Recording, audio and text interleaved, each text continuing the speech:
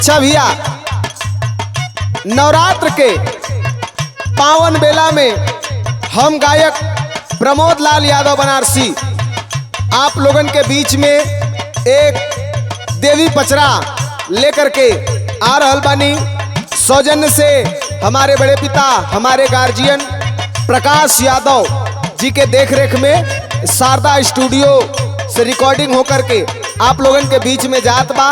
अच्छा लगे तो लाइक करें, कमेंट करें, शेयर करें और चैनल के जरूर सब्सक्राइब करें बेल आइकन दबाए के।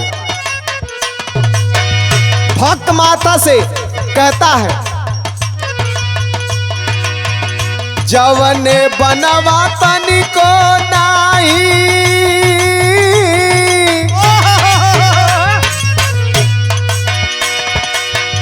जवने बनवा तनिको नाही, टोला ले राइनिया हो कि तवने बनवाना।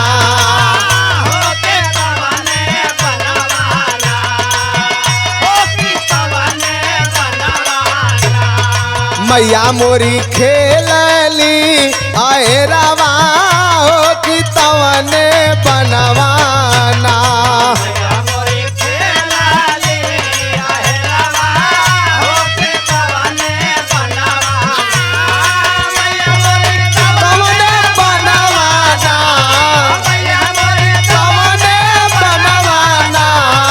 मैया मोरी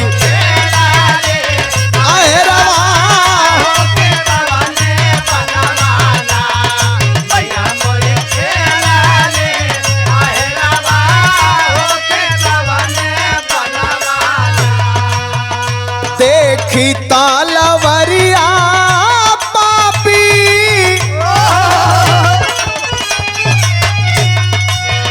देखी तालवरिया पापी भागा छोड़ सामरिया हो कि तवने बनवाना।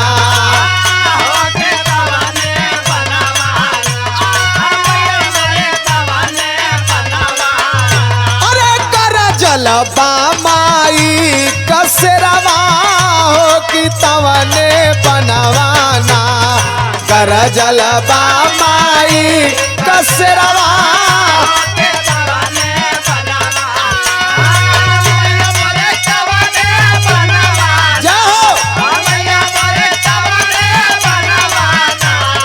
कर जलबा माई कसरवा।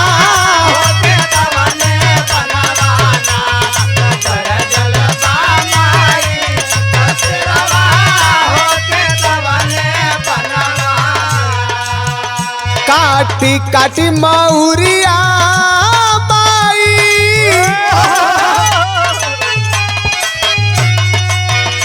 काटी काटी मौरिया माई झूलवली गारा दनवा हो कि तवने बनवाना।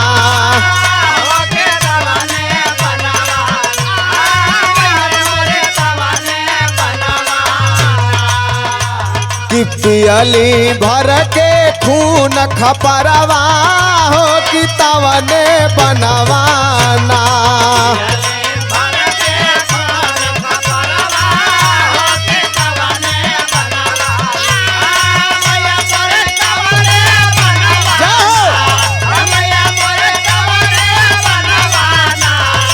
पियली भर के खून खपरवा,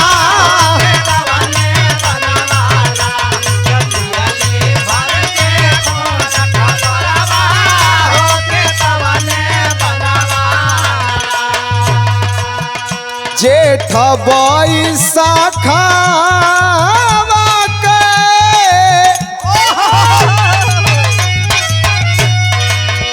जेठ बैसाखा खड़ी दुपारिया हो कि तवने बनवाना।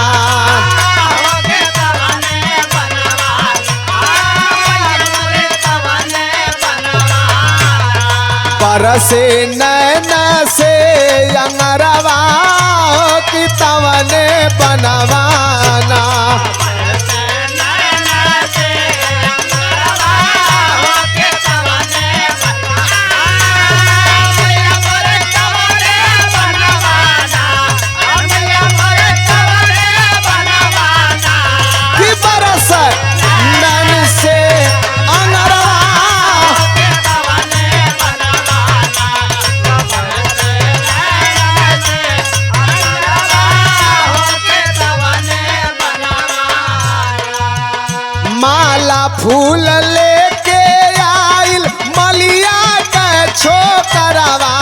हो कि तवने बनवाना।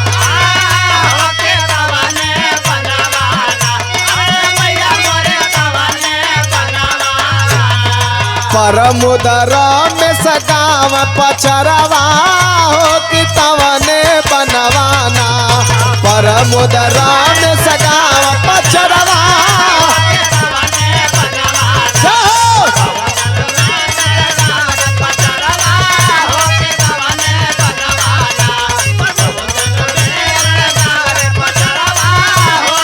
तवने बनवाना।